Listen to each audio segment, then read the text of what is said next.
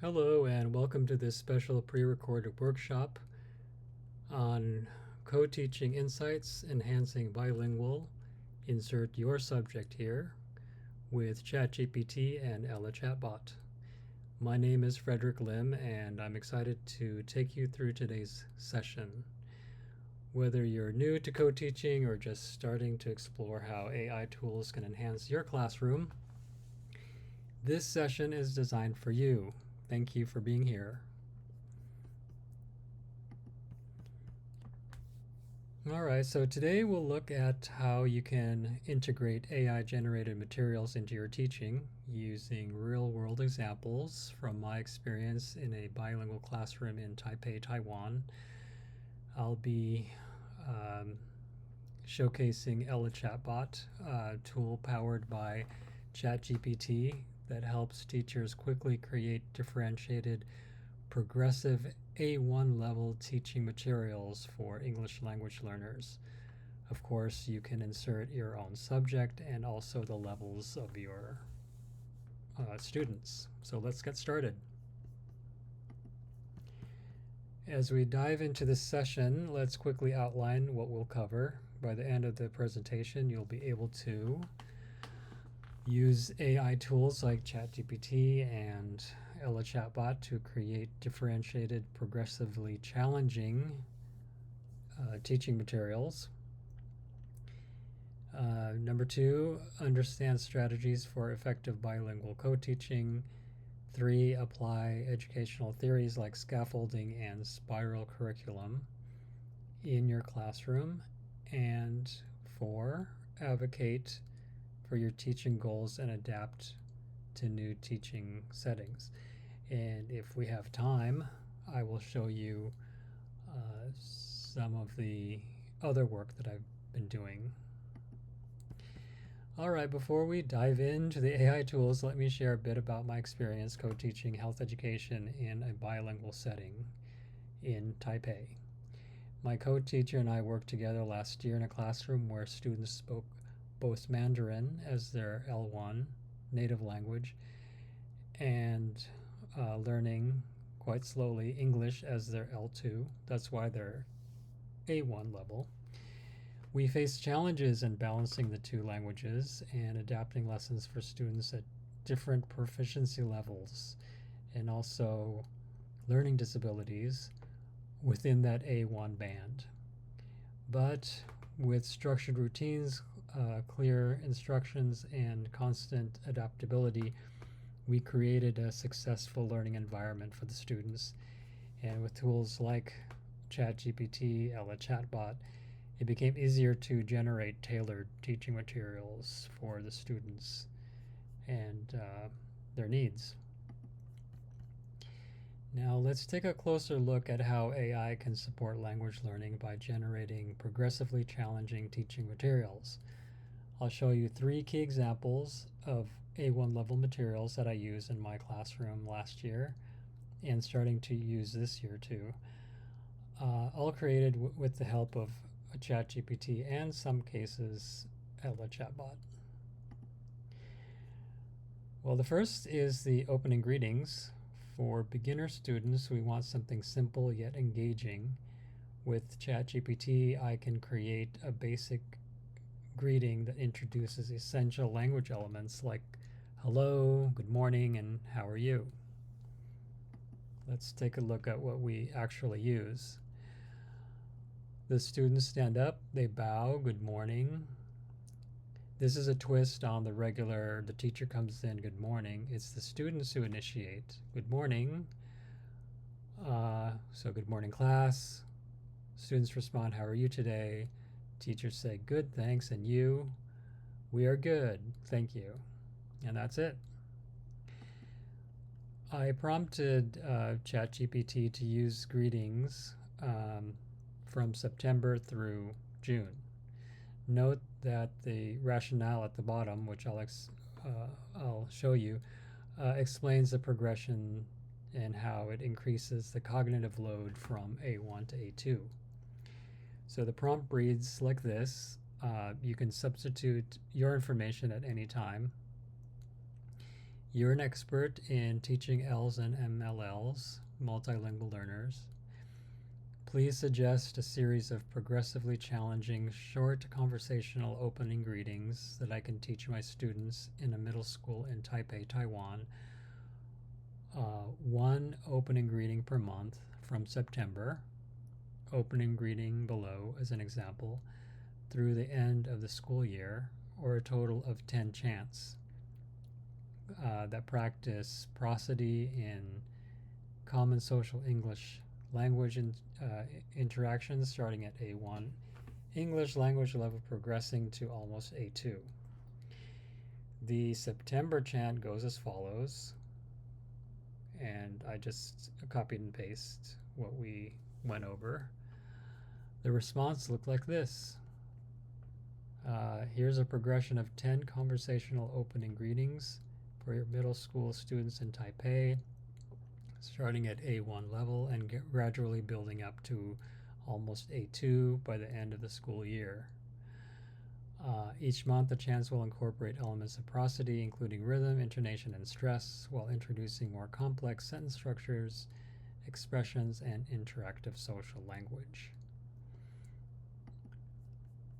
Of course, this is our September one.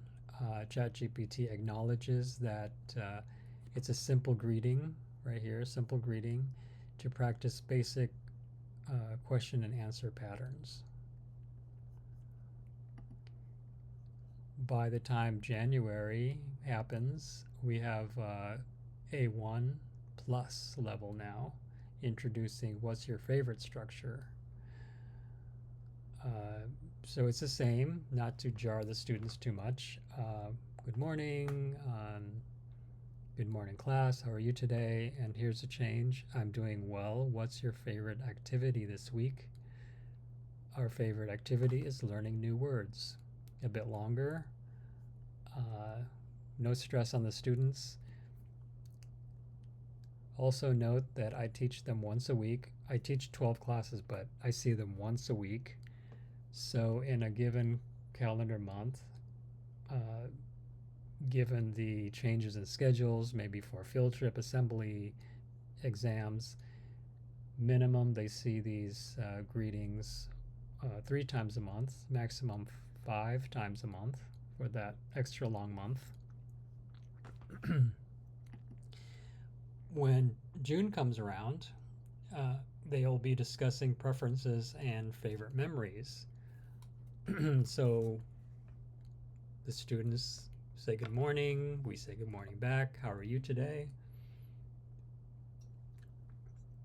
I'm happy, what's your favorite memory this year? Our favorite memory is learning English with you. So very complete, very A2. I keep a file of these greetings and introduce them every month on a slide deck that I can show you toward the end. I also provide each student a copy to paste on the back of their notebooks to refer to and practice.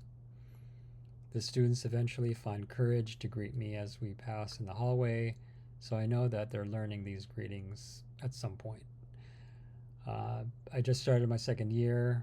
We started these greetings last year, and it took a good 6 or 7 months or so before some students actually got the courage to say hi, and we respond, and now there's more of a dialogue. And plus, they're getting additional English instruction from their English teachers, so they should be progressing. All right, let's take a look at the welcome chants. It's a fun way to engage students through rhythm and repetition.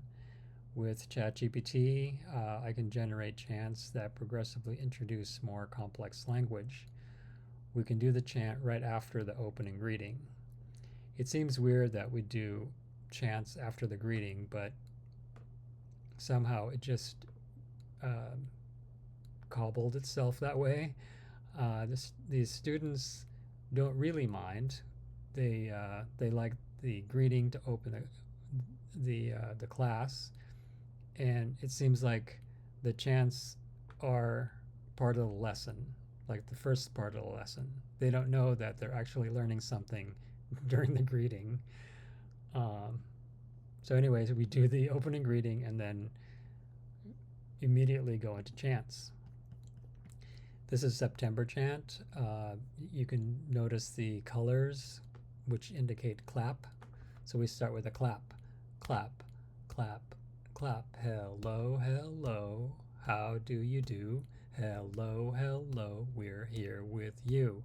How are you today? Can you say, I'm fine in every way. Great, let's begin our day. And at the end, everyone claps and they enjoy that. Brings some energy into the room. And it's a good way for them to practice, but also get into a routine of, okay, we're about to study, and this is how it goes. I prompted the same way. ChatGPT, by January, the chants get a little bit more complicated or complex in terms of language. What did you do last night? Tell me, please. I played with friends and climbed some trees. Did you read a book or watch TV? Yes, I did, and drank some tea. Good job, good job. Let's learn with glee. Hooray, and clapping. That's nice. And then by June, what did you learn this year in class? All about health and how to pass. What's your favorite memory? Singing chants with you and me. Wonderful. Please stay healthy. Hooray, and clapping again. ChatGPT notes that these chants gradually increase in complexity, giving students a fun way to practice key conversational phrases and rhythms over the school year. And you, as a teacher, and I, as a teacher, don't have to rack our brains. This took 15 seconds. So a note from ChatGPT on the progression notes, September, October, November, December, focusing on basic question-answer patterns, simple verbs, pronouns. Middle of the year, January, March, more detailed structures, feelings, activities, plans.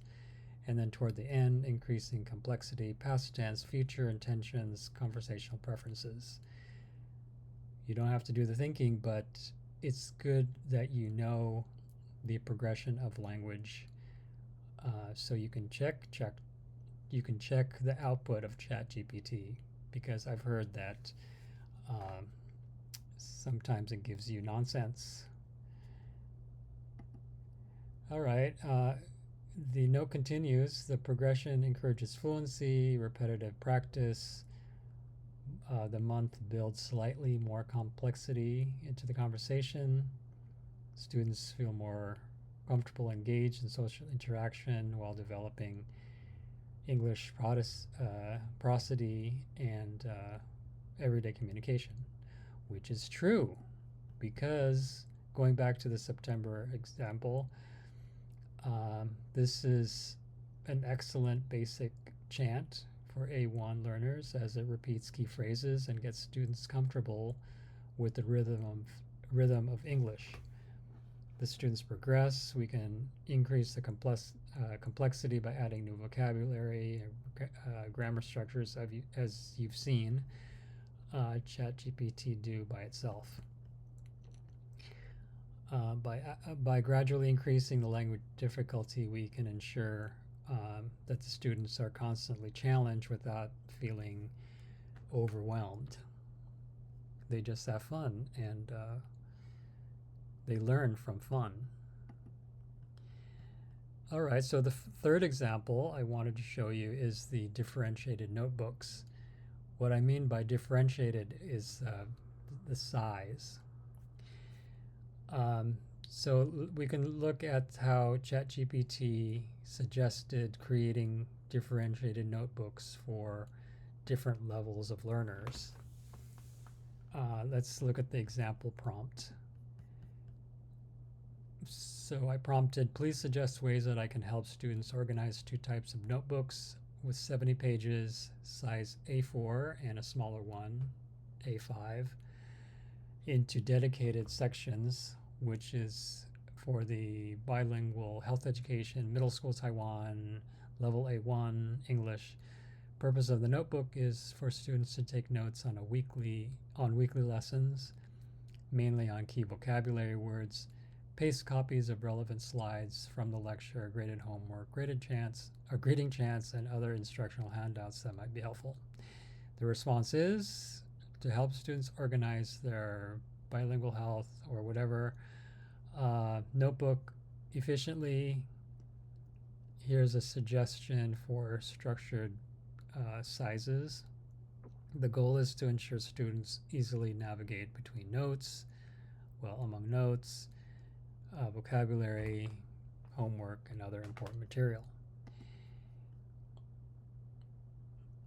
I highlighted the sections: important words, lesson notes, graded homework, greetings. After taking a look at this and knowing how my process is, I opted for using 1 or 2 pages for the important words, then subsequent note facts, and then having them reflect. So anything else would be in a section in the back. So I slightly modified the suggestion, which everyone is everyone is supposed to do. You don't just take ChatGPT and say, oh, this is the gospel truth. You just have to consider and evaluate whether you want to use it or not.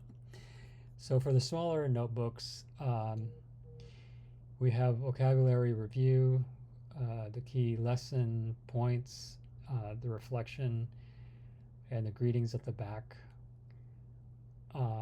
I am suggesting to the students, I'm requiring the students to have a separate folder for return homework. Usually that's larger paper, a 4 size, that if you fold it up to fit into the A5 notebook, over time will get more and more bulky. So I'm encouraging them to think ahead and get a folder. Now, the reason for the different sizes is that after a year of using the small size, some students really needed the larger size. So I'm giving them the option to use a smaller size, which is the recycled one from last year, or get a larger size one. I'm showing them how to use it. That's why I printed out these instructions for them as well, both in English and Chinese. So it's good. I'm glad that some students decided to recycle because we only used half of the pages from last year. All right, so let's segue into meeting ELLA ChatBot. This is an AI-powered tool specifically designed for teachers who are new to AI. I suggested this in collaboration with a programmer at a university. And it's for teachers who are kind of shocked with that one big prompt on ChatGPT. So to make it easier to create customized teaching materials for English language learners, I'm going to walk you through the interface.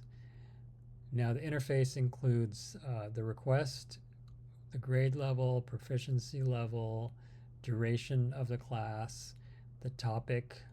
In my case, it would be health education. Learning objective would be the lesson of the day. Other requirements such as maybe standards, or maybe a written activity, spoken activity, listening activity, and the interaction type, maybe a pair share or group. Assessment type, if you're doing assessment, if you're including it, maybe as an exit ticket. and then some student accommodations if you need it, visually impaired, ADHD, that sort of thing. All right, so let's look at an example. We can create a new lesson. So one lesson plan. I'll type healthy eating as a topic, kind of broad, but maybe I would use like knowing my plate or something like that. A1 level, asking for a simple dialogue, set of exercises. So within moments, like 9 seconds or so, the ELLA chatbot provides a ready-to-use dialogue and worksheet that are perfect for beginner learners.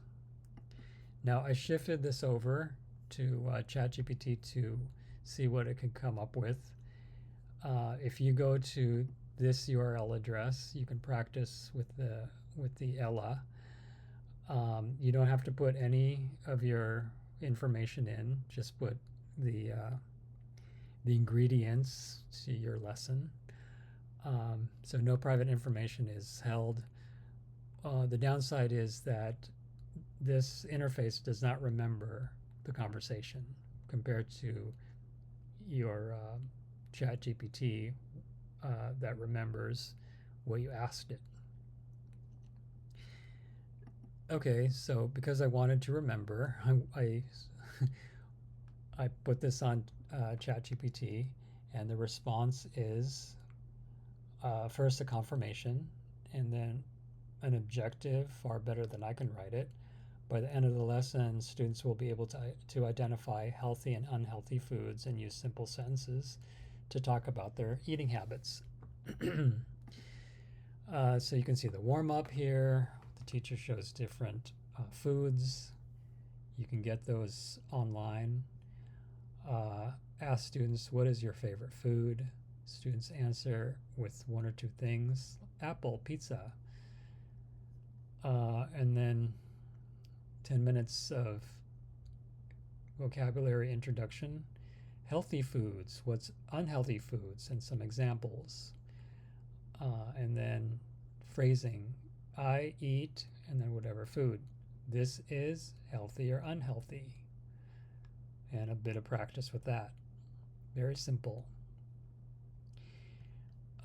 So with ChatGPT, teachers can save so much valuable time while providing high quality differentiated materials. So I call this, and it is high quality because it just matches what you're supposed to do as a warm-up and vocabulary introduction before the activity. Simple dialogue. What do you eat for breakfast? I eat rice and vegetables. Is this healthy or unhealthy? Well, it's healthy. True. What did you eat for lunch? Pizza. Unhealthy. What is a healthy food? Fish. Fish is a healthy food. You can have them practice together with each other. Student 1 and student 2 can practice all together. I tend not to involve myself with dialogue because I'm listening to the students. They can do these exercises afterwards. It's kind of a check also, like a check that you would use informally, like a formative check. Show students some pictures. The next one, hand out worksheets. Pair share. You can choose, pick and choose. You can do one, you can do all. All right, so you can run this through. ChatGPT also includes like a warm down, which I didn't include here. It's basically a review. All right, so let's quickly just segue into the co-teaching strategies. We covered a lot today so far with the chants, the greetings, the ELLA chatbot. So since we have a little bit of time, the co-teaching strategies that can enhance bilingual education, especially when paired with AI tools, structure, instructions, and adaptability. In terms of structure, bilingual classrooms need routines to help them create stability for students. With AI, you can generate lesson scripts and also follow the predictable patterns, just like we showed you, like I showed you what we learned in terms of chants and greetings, so that students are more comfortable and have that confidence to switch between languages. Number 2, clear instructions. The AI tools and ELLA ChatBot can help ensure instructions that are clear in both languages. That reduces confusion. You can create a talking head that I'll show you in my example. We do have a bit of time, so I can go through my sample lesson with you. The third thing is adaptability. With the AI nowadays, you can quickly adapt lessons based on students' needs. If students need more practice, you can easily generate additional exercises or scaffolded support for those who are visually impaired, ADHD, autism, that sort of thing. Okay, so before the closing thoughts, I'd like to show you my sample lesson. This is how we start the class. When the students see this, they immediately know it's time to bow. And here we go. They stand up, attention, bow, good morning, like we saw. We are good, thank you. Immediately go into our chants. Check for notebook. Does everyone have their notebook? Does everyone have their textbook? If so, everyone gets a point on Class Dojo. What did we learn last time? This is a chance for them to raise their hand and speak. Last time I learned healthy, unhealthy. If they speak one word, then 1 point. If they speak in a full sentence, 2 points. A bit of encouragement. So from the bowing to the greeting to the opening to the review from last time, it's a predictable 5 minutes that leads into what's new. This is new. Intro to what's new. Okay, what's true health? Give them some visuals, talk about each one. True health could be what you eat, your play, your exercise, resting, dancing. Then a little bit of training on what is required in a notebook. The topic is required in the notebook along with the date. Okay, let's open up the topic with a joke or a riddle. Who enjoys poor health? Well, a doctor. The slides have a click function, so they don't see the answer. So everyone gets to laugh and gets everyone in the mindset. The first thing, new words. So this 20-minute part of the lesson is what changes all the time. What comes before, what comes after. The 5 minutes before, the 15 minutes after are pretty much routine. But within this 20-minute lesson, there's also predictability. The first is the new words that we're going to be using. I don't define them per se, I just do this glossary type because they should know what healthy is in their Mandarin language anyway. It's their home language. I just give some examples. These are a bit wordy, they come from ChatGPT. I should have truncated them, well, not truncated, but simplified them a little bit. So in class, we just focus on drink water instead of blah, blah, blah. So it's just drink water, eat food, basically what it came down to. And then training them again, putting the word with some examples in their notebook. Then what's unhealthy, word number 2, with a lot of visuals and translations. So they have 2 words now, healthy and unhealthy. All right, so with that in mind, what's true health? Some examples of 3 students that may or may not be healthy. Have them pair share.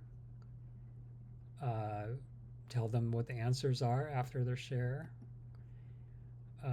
More group thinking. Is this good or bad? You can check those students who are listening to you if they have their thumb up or thumb down. Healthy and unhealthy. We can write these down. A group of 4. Let's give them a handout and have them decide from a word bank what is healthy and unhealthy. What's a do, what's a don't. Language supports here with Chinese, so then they don't have to really grapple with the definitions or searching for definitions. It's not a test, it's more like, do they know the concepts of what is healthy, what's unhealthy? And that's what the lesson is, basically. Now, depending on the timing of your class, you may or may not get to this second part. So we did have some time, so we went into a small story about David. This comes from their book. Their book has a Chinese version. So I created a talking head of myself based on my picture with some different color hair. David is a junior high school student. He loves playing video games and wants to be a professional video game player. All right, it's a little bit fast, but if you expand this to full screen, it goes to YouTube, where you can slow it down. But since I'm there operating this, I can have them listen and repeat. I can stop it and they can listen and repeat, and we can explain. This is the first time I tried this, so it had the Chinese there, but I'm not going to use it again because the AI says the Chinese words with an American accent. Listen. David plays games every night and stays up late, ao yi. He does not talk to his friends, Peng Yu, anymore. So Peng Yu is not the right way of saying friends. It's Peng Yo. It's just reading it, and trying to pronounce it in an American way. So obviously next time I'm not going to use that translation. I'm just going to have it read normally. Great, so they learned some new phrases. True health, they need to know true health. They need to know this pyramid for the next lesson. Why is David unhealthy? Let's suggest some good options for their life, reflect on their life. What are healthy things they can do? Sunshine, exercise, study, all one-word answers because they're A1. Little scaffolding for them. They can sleep earlier, they can move around, they can eat more fruit, and give an example for them. All supporting the A1 English learning. The last 15 minutes, predictable again, give their homework. What did you learn today? Random notebook check. Go back visually to signal that, okay, we're wrapping up. What did we learn today? Physical health, mental health, social health. Their homework is to familiarize themselves, think of what else they can do besides the one we discussed in class. What's one word that you learned today? If they know more, feel free. Writing in their notebook. Writing in their notebook is key because this is what I check when I randomly choose 3 to come up and present their notebook. What did they write? And then, after the points are given, a quick bow. This lasts 10 seconds. And see you next time, 3 seconds. You can see at the beginning, from the chant to the see you next time, it's predictable. And within the lesson itself, it's predictable layout as well. All right, so those are what I came to talk to you about.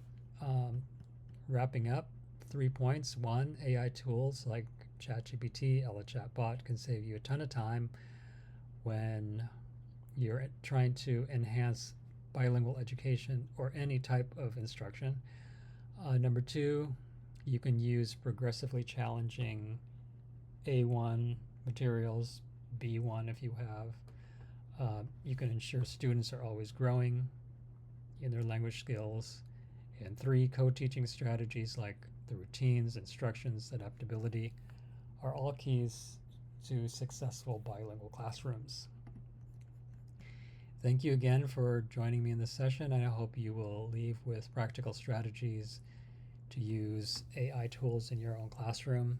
If you'd like to learn more, please feel to reach out. I'm online, and also the YouTube channel connects to me. Have a wonderful day, and happy teaching.